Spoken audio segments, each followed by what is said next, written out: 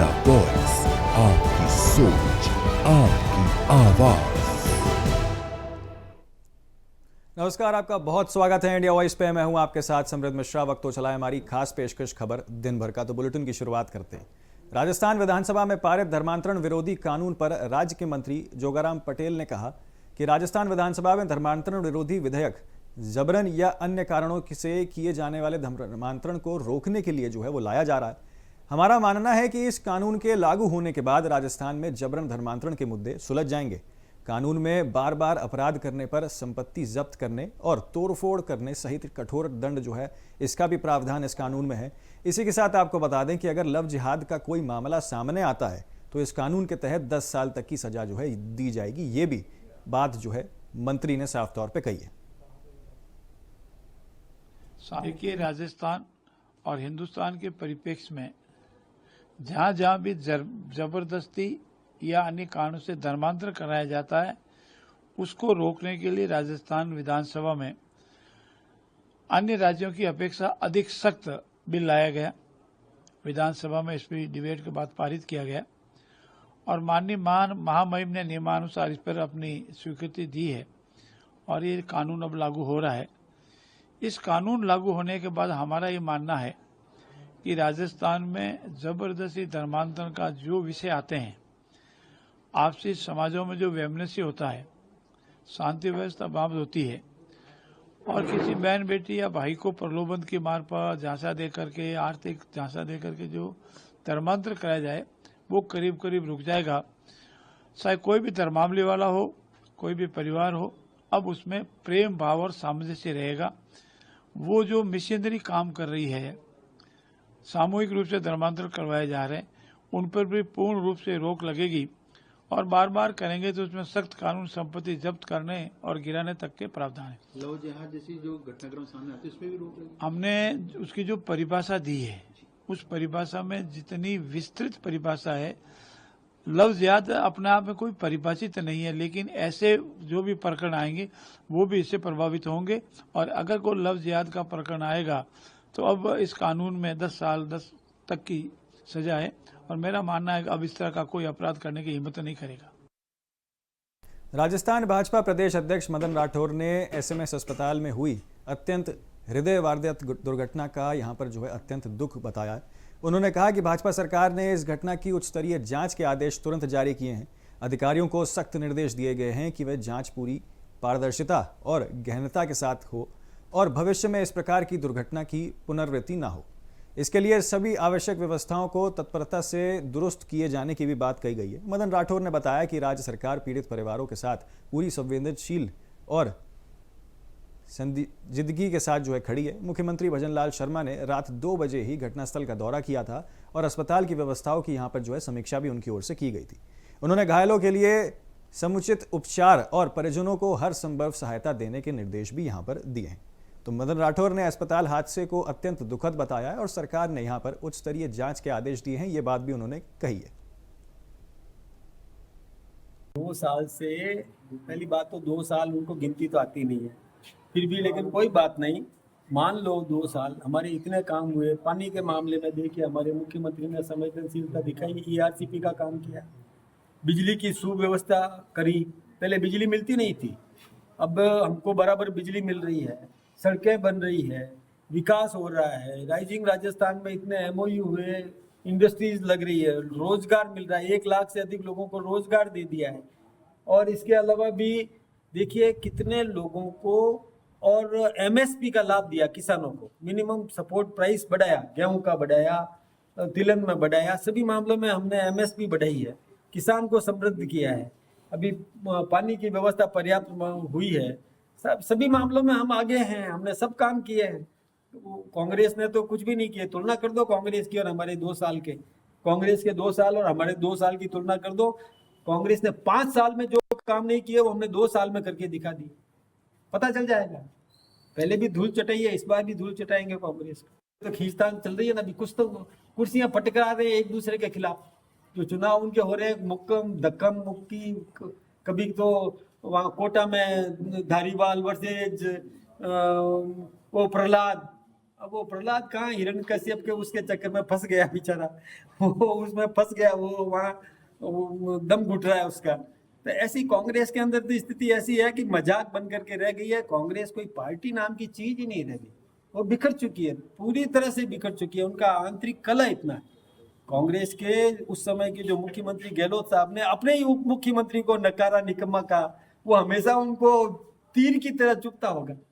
और डोटासरा जी ने तो जब वो मुख्यमंत्री के सामने शिक्षकों से जब चर्चा हुई तो वो शिक्षक कह रहे थे कि पैसे का गोलमाल, पैसे का हो रहा है, ट्रांसफर पे पैसे लिए जा रहे हैं। तो कांग्रेस के और उनके अंदर तो अंतरकलह है, वो कुछ भी नहीं कर पाएंगे। और कांग्रेस को एक बात नहीं सोचना चाहिए, अरे जो पैसे के बदले, प्रश्न के बदले में पैसे की बात थी, वहां नहीं बोलते उसका, तो क्योंकि वो तो कंधे से कंधा मिला करके उनके साथ में खड़े। कहाँ है नैतिकता उनकी? नैतिकता होती तो बात करते ना उसकी भी, कि जो बागीडोरा का जो विधायक था जिसने और प्रश्न से हटने के लिए पैसे की मांग की थी, क्यों उसके साथ चिपके हुए? और कांग्रेस के लोग कहाँ कहाँ क्या क्या कर रहे हैं पता नहीं चल रहा है। उनके तो आपस में अंतरकलह भयंकर है, लड़ रहे हैं, लड़ते। तो सुहाग का प्रतीक और पति की लंबी उम्र की कामना का पर्व करवा चौथ यानी कल शुक्रवार को मनाया जाएगा। इसको लेकर एक दिन पहले कोटद्वार के बाजारों में महिलाओं की जबरदस्त भीड़ जो है वो देखने को मिली है। महिलाएं इस पावन व्रत की तैयारियों में जुटी हुई हैं और बाजारों में खरीदारी का दौर जो है वो जोरों शोरों से जारी है। शहर के बाजार सज धज कर पूरी तरीके से तैयार हैं और हर तरफ त्योहारों की रौनक छाई हुई है। मेहंदी की दुकानों पर लंबी लंबी कतारें लगी हुई हैं। वहीं साड़ी, चूड़ियां और बिंदी और सजावट के बाकी सामान जो हैं इनमें भी बिक्री जबरदस्त देखने को मिल रही है और उछाल भी कहीं ना कहीं देखने को मिल रहा है। महिलाएं अपनी पति की लंबी उम्र और सुखी वैवाहिक जीवन की कामना के लिए साथ हर संभव त्योहार तैयारी के लिए जो है यहाँ पर रहती हैं, जिससे त्योहारों का माहौल और बाजार में खूब जो है जमाजम देखने को मिल रहा है। तो मनाते हैं ना, सभी मनाते हैं, ऐसा भी नहीं मनाते हैं। अब पहले करवा चौथ व्रत इतना मानते नहीं थे, अब बहुत कम लेते थे लोग। ये त्योहार हम हिंदू में, हमारे यहाँ उत्तराखंड में नहीं चलता था, ये लोग पंजाबी में चलता था। अब लेने लगे सब, ठीक है, सब लेने लगे, अपना अपना विचार है, अपना अपना हुआ है, ऐसा नहीं है। ले रहे लोग, खुशी मना रहे, बहुत अच्छी है, त्योहार है, बहुत बड़ा त्योहार है। इसके बाद दीपावली आ रही, दीपावली की वजह से ये सब चीज़ मनाया जाता है, सब चीज़ हो जाता है। बाजारों में देखो भीड़ है, मेहंदी लगा रहे, कपड़े ले रहे, सब चीज़ खरीदारी कर रहे, ले रहे। अच्छे सब जो भी है हमारे नई है, बहुएँ हैं, नई नई खरीदारी कर रहे। तैयारी बहुत से चल रही है, बल्कि काफ़ी टाइम से चल रही है। मार्केट में इतना रश है, आपको पता, बहुत भीड़ है। आज भी आप देख रहे होंगे कि पूरा मार्केट है, पूरा रंग बिरंगे हो रखा है, चूड़ियों से, हमारे श्रृंगार से। तो ये त्योहार हमारे श्रृंगार के ऊपर किया जाता है। ये हम अपने पति के लिए, अपने हस्बैंड के लिए रखते हैं, जो कि बहुत अच्छा त्योहार है और एक अच्छा लग रहा है बस हमें बहुत ज़्यादा इस चीज़ के लिए। तो धनतेरस पर ऑटोमोबाइल बाजार में जीएसटी 2.0 का असर जो है वो दिखेगा। रांची में प्रीमियम गाड़ियां जैसे ऑडी, बीएमडब्ल्यू और ट्रांसफॉर्म की बिक्री जो है वो बढ़ने की उम्मीद यहां पर जताई जा रही है। ग्राहकों को यहां पर मिल रहे हैं कंज्यूमर्स ऑफर, एक्सचेंज बोनस और कॉर्पोरेट डिस्काउंट। शोरूम में ग्राहकों की भीड़ और डीलर्स को पिछले साल के बेहतर बिक्री की उम्मीद जो है वो जताई जा रही है। ऑटो कंपनियां ज़्यादा मोबाइल और माइलेज और फीचर्स के साथ आकर्षक जीएसटी डिस्काउंट्स को भी यहाँ पर दे रही हैं। देखिए हमारी इस रिपोर्ट। धनतेरस फिर से आ गया है, क्या कुछ ऑफर्स है कस्टमरों के लिए प्रीमियम क्लास के सेगमेंट में? देखिए ऑफर्स तो इस बार भी हमारा काफ़ी अच्छा रहा। अभी क्योंकि फेस्टिव सीजन आया, अभी धनतेरस हमारा फोकस है काफ़ी इनकैश करने का इसमें। और ऑफर हर मॉडल का अलग अलग है हमारे पास। Q3 से SUV में, Q2 से Q8 तक है, सेडान में A4 है, A6 है, हर सेगमेंट की गाड़ी अपने पास है। स्पोर्ट्स में S5 आता है। तो सभी में अलग अलग स्कीम है जो चल रही है और वो डिपेंड करता है। उसमें एक्सचेंज बोनस भी अलग है, लॉयल्टी बोनस भी अलग है, कॉर्पोरेट डिस्काउंट भी आता है और कुछ गाड़ियों में अलग से स्पेशल डिस्काउंट भी चल रहा है। तो वो कस्टमर टू कस्टमर हम लोग सभी को एजुकेट करते हैं। बम्पर उम्मीद है कि इस बार बम्पर? पूरा उम्मीद है कि हम लोग इस बार इनकैश करें, क्योंकि धनतेरस इस महीने को हम लोग इनकैश करना है। लास्ट मंथ जीएसटी 22 तारीख के बाद से रिवाइज हुआ है, तो प्राइस स्लैश डाउन हुआ है हमारा भी। पहले जो जीएसटी चल रहा था वो अभी 10% डिप्रिसिएट हुआ, चूँकि सेल्स हटा है। तो कस्टमर का काफ़ी रुझान है अभी परचेज करने में, क्योंकि स्कीम के साथ साथ जीएसटी बेनिफिट भी मिल गया है। तो हम लोग उम्मीद में पूरा है कि इस महीने को अच्छे से हम लोग धनतेरस को सही में मना पाए और अच्छा रहे हमारा मार्केट। क्या शुभ नाम है? हमारा नाम अमित रंजन। आगे आया है मेरा बुकिंग ऑलरेडी था यहाँ पर डिस्काउंट हुआ तो क्या कुछ एक्साइटिंग लगता है? सरकार ने जीएसटी कॉस्ट कटिंग में जो घोषणा की थी उसका फायदा अब धनतेरस में भी ग्राहकों को मिलेगा और यही वजह है कि इस बार धनतेरस को लेकर तमाम शोरूम की गाड़ियाँ सज चुकी हैं और कॉस्ट कटिंग का भी जो जीएसटी की कॉस्ट कटिंग है उसका भी फायदा ग्राहकों को मिलेगा और इसी उम्मीद के साथ तमाम प्रीमियम क्लास की गाड़ियाँ इस धनतेरस को लेकर शोरूम में आ चुकी है और यही वजह है कि इस बार संचालकों को पूरी उम्मीद है कि बम्पर सेलिंग होगी। मैं सभी से बिलाल के साथ आशा उत्तर प्रदेश स्थानीय निकाय कर्मचारी महासंघ ने लखनऊ नगर निगम मुख्यालय के बाहर जोरदार धरना प्रदर्शन किया। इस प्रदर्शन में प्रदेश के विभिन्न जिलों से सैकड़ों नगर निगम कर्मचारी शामिल हुए। प्रदर्शन के दौरान इंडिया वॉइस से खास बातचीत में महासंघ के प्रदेश अध्यक्ष शशि कुमार मिश्रा ने कहा कि नगर निकाय कर्मचारियों की मांगों को लंबे समय से नजरअंदाज कर दिया जा रहा है। उन्होंने चेतावनी दी है कि अगर सरकार ने उनकी मांगों को गंभीरता से नहीं लिया तो 10 नवंबर से पूरे प्रदेश में नगर निगम कर्मचारी अनिश्चितकालीन हड़ताल पर चले जाएंगे। देखिए पूरा मामला क्या है। उत्तर प्रदेश स्थानीय निकाय के तत्वाधान में आज नगर निगम लखनऊ पर प्रदेश भर से स्थानीय निकाय कर्मचारी पधारे हैं, धरना दे रहे हैं। नगर निगम ने कार्य पूरी तरह स्थगित कर दिया है। हमारे साथ में शशि कुमार मिश्रा जी हैं, प्रदेश अध्यक्ष हैं। शशि जी, क्या समस्याएं आन पड़ी नगर निगम कर्मचारियों? देखिए, ये उत्तर प्रदेश स्थानीय निकाय कर्मचारियों की सेवा संबंधी दिक्कतें पिछले 7-8 सालों से लगातार बनी हुई हैं। इनके संबंध में हमने सैकड़ों धरना प्रदर्शन, ज्ञापन, बैठकें, सांकेतिक कार्यबंदी सब कुछ कर चुके। लगभग फरवरी 2019 से लेकर 22 अप्रैल 2025 तक लगभग हमारी 6-7 बैठकें चीफ सेक्रेटरी स्तर पे हुई, प्रमुख सचिव नगर विकास के स्तर पे हुई, माननीय मंत्री जी के स्तर पे हुई, लेकिन उनका केवल आश्वासन और केवल लॉलीपॉप के अलावा कुछ नहीं सरकार ने किया। अत्यतः हमारे कर्मचारी आक्रोशित हैं और आज ये स्थिति हम लोग 1 महीने से पूरे प्रदेश का भ्रमण कर रहे हैं, जन जागरण कर रहे हैं, तब भी सरकार नहीं चेती। आज हमको धरना प्रदर्शन के माध्यम से सरकार को पुनः चेतावनी देना चाहते हैं कि यदि 9 नवंबर तक हमारी इन्हीं मांगों पर, जिन पर आपने समय समय पर बैठकें किया, कार्यवृत्तियाँ जारी किया, आश्वासन दिया और उनका समाधान, उनका क्रियान्वयन, उनके आदेश निर्गत नहीं होते तो 10 नवंबर से हम लोग अनिश्चितकालीन कार्यबंदी के लिए विवश होंगे। अनिश्चितकालीन हड़ताल से समझा जाए कि प्रदेश भर में नगर निगम पूरे कार्य बंद, ये सब झाड़ू भी नहीं लगेगा, सीवर लाइन नहीं चलेगी, स्ट्रीट लाइट नहीं चलेगी, जलापूर्ति जरूरत होगी बंद होगा, कूड़ा निस्तारण जरूरत होगी तो बंद होगा, ऑफिशियल बंद रहेगा ही रहेगा। ऐसी जितनी स्थानीय निकाय की सेवाएं हो, चाहे वो नगर पंचायत की हो, चाहे वो नगर पालिकाएं की हो और चाहे वो नगर निगम की हो। किसी उच्च अधिकारी से बातचीत हुई? बहुत सी बातें हुई हमारे पास। जब आप अपील में पढ़िएगा, समय समय पर हमारी बैठकें हुई, उनका हमने डिटेल पूरा दिया है। ये बैठकें करने के बाद केवल आश्वासन के अलावा कहीं कुछ नहीं। इन परिस्थितियों में विवश हैं हम लोग आंदोलन के लिए।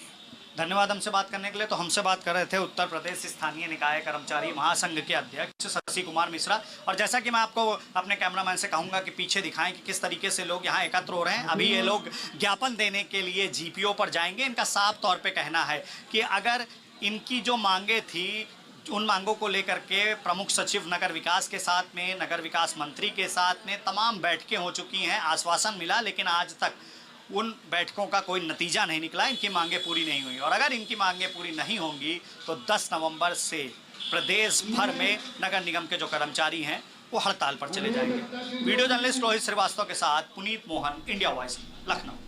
तो यूपी के इटावा जिले के सैफई से इंसानियत को शर्मसार कर देने वाला एक मामला जो है वो सामने आया है। यहाँ उत्तर प्रदेश आयु विज्ञान विश्वविद्यालय के करीब 2 दर्जन सीनियर और जूनियर डॉक्टर्स ने एक सब्जी विक्रेता की बेरहमी से पिटाई कर दी।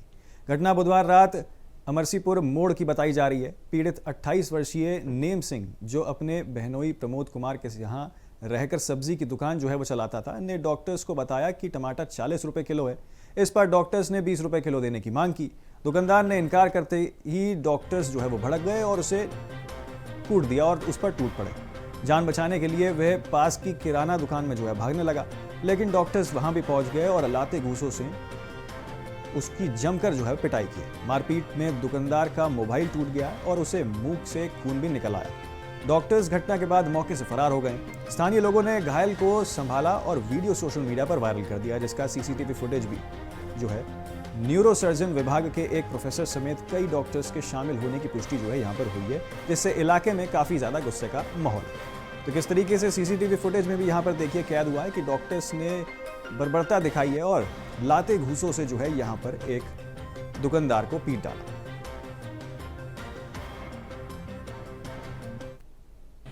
मैं सब्जी की दुकान करे हुए हैं अमरसीपुर तिराहे पे, और जे लोग आए, मैंने टमाटर इनको बोला कि 40 रुपये केजी है, तो इन लोगों ने बोला कि मेरे को 20 रुपये में देना हो दो। हमने कि मेरे को पड़ता नहीं आ रहा, नहीं देंगे, तो इनने मेरे को कॉलर पकड़ के खींचा बाहर। तो इनने फ़ोन किया, मैं परचूनी दुकान पे अंदर घुस गई।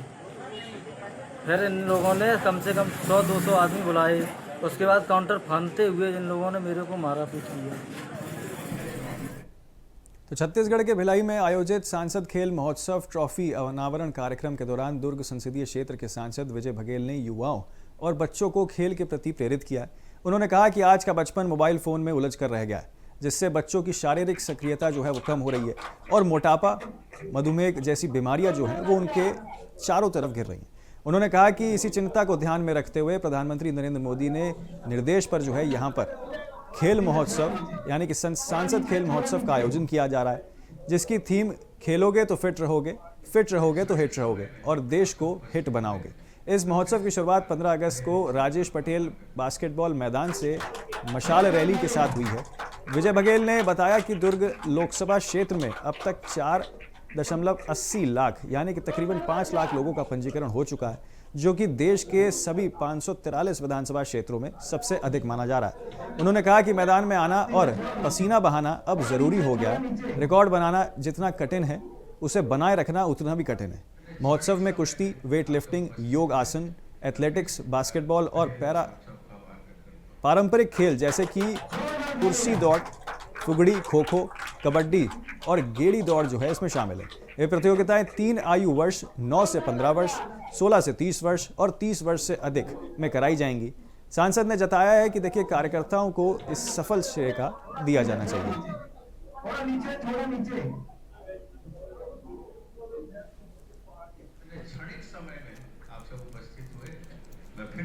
नरेंद्र मोदी जी ने हम सभी सांसदों को आदेशित किए कि हम सब अपने अपने लोकसभा क्षेत्र में सांसद खेल महोत्सव के माध्यम से हर गांव में खेल का आयोजन करें, जिसमें पारंपरिक खेल भी हो और जो ओलंपिक और एशियाड में आने वाले खेल भी हो, जो कॉमनवेल्थ में खेले जाने वाले खेल भी हो, उसका आयोजन करें ताकि पूरा देश खेल में हो जाए और हम खेलेंगे तो फिट रहेंगे और फिट रहेंगे तो हिट रहेंगे। इस भाव के साथ माननीय प्रधानमंत्री जी हम सबको प्रोत्साहित किए, आदेशित किए और उसी कार्यक्रम के तहत हमारी पूरी टीम इस आयोजन के लिए लग गई, जिसमें भाई लीलेश देशमुख जी का विशेष जो नेतृत्व रहा और उन्होंने पूरी टीम बनाई। सभी हमारे संगठन के, भारतीय जनता पार्टी के सभी जिला के अध्यक्षगण, मंडल अध्यक्षगण, जनपद के हमारे पदाधिकारीगण, जनप्रतिनिधिगण, अधिकारी कर्मचारीगण और साथ ही साथ आप सभी पत्रकार बंधुओं का विशेष सहयोग रहा। नगरीय निकायों में भी सभी पार्षदगण, सभी विधायकगणों का हमारा सबका विशेष सहयोग रहा और उसके कारण आज हम रजिस्ट्रेशन जो हो रहा है खिलाड़ियों का, जो एक प्रक्रिया है इस खेल महोत्सव का, उसमें हम भारत में नंबर 1 है। पूरे लोकसभा में जितने भी लोकसभा में रजिस्ट्रेशन हुआ है, उसमें दुर्ग लोकसभा पहले नंबर पर है। उसके लिए मैं पूरे दुर्ग लोकसभा के जनता जनार्दन को बहुत बहुत बधाई देता हूँ, शुभकामनाएं देता हूँ। हमारे भारतीय जनता परिवार के और सभी जो इस आयोजन में तैयारी में लगे हुए हैं, उन सबको बहुत बहुत बधाई, शुभकामनाएं देता हूँ। तो फिलहाल के लिए हमारे इस बुलेटिन में इतना ही। बाकी तमाम खबरों के लिए आप जुड़े रहिए इंडिया वॉइस के साथ।